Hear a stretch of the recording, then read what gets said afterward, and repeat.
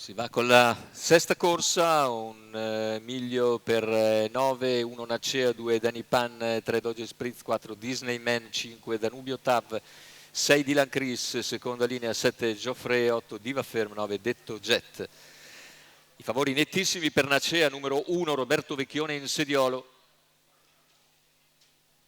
Alternative principali Doge Spritz, Diva Ferm e Danubio Tav. Macchina intanto che lascia andare i concorrenti e c'è l'errore di Danny Pan mentre si avvantaggia Disneyman. Numero 2 Danny Pan squalificato. Disneyman in vantaggio su Nacea, mentre all'esterno rimane per il momento Doge Spritz.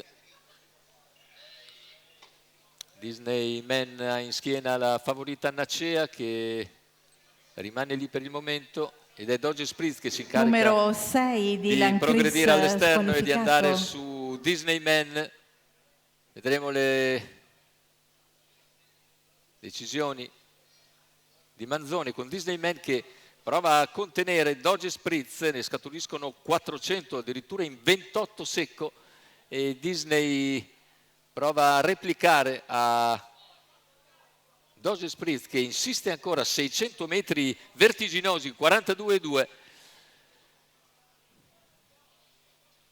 Nacea è rimasta fuori dallo strappo anche se ha speso a sua volta perché non ha proprio partecipato al strappo violento, ma era lì a contatto. Quarta posizione invece per Diva Ferm, poi gli altri con il tentativo di avanzata di Geoffrey.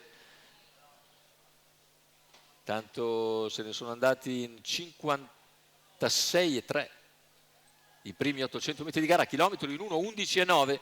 A questo punto scatta Nacea e va ovviamente su un Doge Spritz che ha speso il massimo, lo sopravanza in poche battute e prende vantaggio al paletto dei 400 metri finali. Doge Spritz rimane in seconda posizione, poi Disneyman che è stato sopravanzato. Sempre Nacea in vantaggio, Doge Spritz un po' in difficoltà sul finire della piegata, mentre Nacea entra in retta d'arrivo nettamente in vantaggio, deve essere comunque sostenuta nel finale perché c'è stata grandissima andatura finale con Nacea che vince facile. Doge Spritz mantiene ancora un eccellente secondo posto da Diva Ferm che può essere soltanto terza. 1:12 il ragguaglio conclusivo, secco, 28,8 ancora a chiudere.